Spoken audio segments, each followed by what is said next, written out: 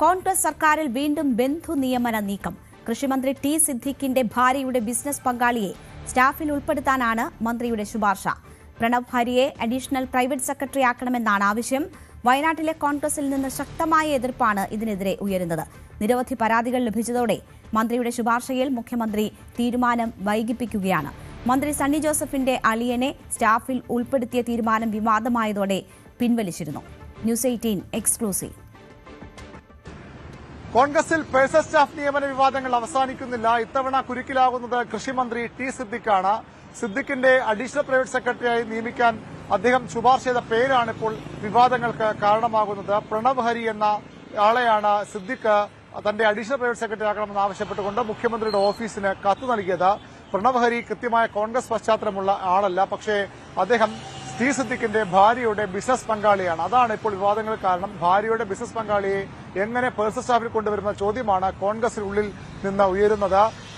പ്രാദേശിക കോൺഗ്രസ് നേതാക്കൾ, കൽപ്പറ്റയിലെ യുവ നേതാക്കളൊക്കെ ഈ വിഷയത്തിൽ എതിർപ്പുമായി സർക്കാരിനെ സമീപിച്ചിട്ടുണ്ട്. ചില നേതാക്കൾ നേരിട്ട് മുഖ്യമന്ത്രി വി ഡി സതീശനെ കണ്ട് പരാതി അറിയിച്ചിട്ടുണ്ട്. കോൺഗ്രസ് പശ്ചാത്തലം നേരിട്ടില്ലാത്ത, കോൺഗ്രസിനെ പലപ്പോഴും പ്രശ്നത്തിലാക്കിയിട്ടുള്ള ആളെ മന്ത്രിയുടെ പേഴ്സണൽ സ്റ്റാഫായി, അതും വളരെ പ്രധാനപ്പെട്ട അഡീഷണൽ പ്രൈവറ്റ് സെക്രട്ടറി പോലെ ഉയർന്ന തസ്തികയിൽ ഉയർന്ന ശമ്പളം നിയമിക്കുന്നത് അനുവദിക്കരുന്ന ആവശ്യവുമായാണ് മുഖ്യമന്ത്രിക്ക് മുന്നിലേക്ക് കോൺഗ്രസ് നേതാക്കളുടെ പരാതി പ്രവാഹം ഉണ്ടാകുന്നത്. ഇതിനെ തുടർന്ന് മുഖ്യമന്ത്രി ഈ ഫയൽ പിടിച്ചുവച്ചിരിക്കുകയാണ്. ഇതുവരെയും നിയമനത്തിന് അനുമതി നൽകിയിട്ടില്ല.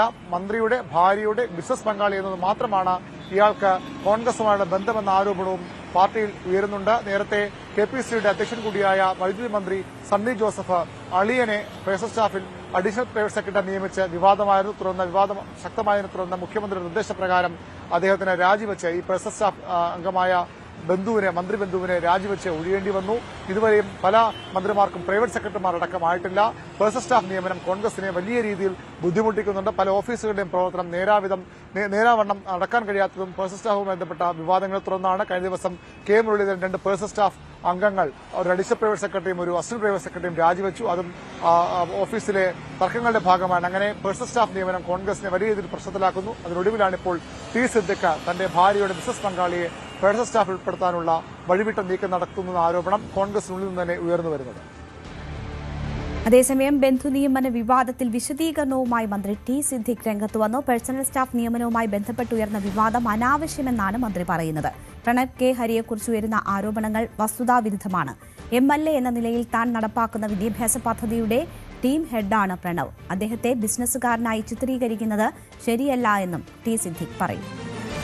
പ്രണവ് സി ഹരി എന്ന് പറയുന്ന പയ്യൻ ദുരന്തത്തിന് ശേഷം ഞാൻ നടത്തിയ വിദ്യാഭ്യാസ പദ്ധതിയുടെ നെടുന്തൂണായ പയ്യൻ.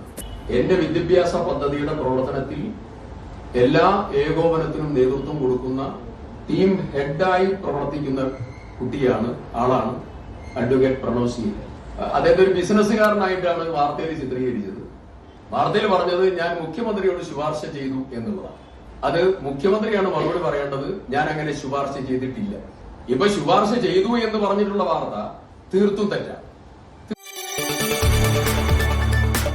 കൂടുതൽ വാർത്തകൾക്ക് news 18 Keralam YouTube channel subscribe ചെയ്യുക.